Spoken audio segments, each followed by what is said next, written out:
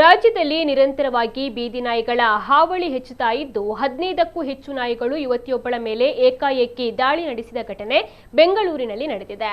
ನಾಯಿ ದಾಳಿಗೆ ಒಳಗಾದ ಯುವತಿಯನ್ನ ಮೇಘನಾ ಎಂದು ಗುರುತಿಸಲಾಗಿದೆ.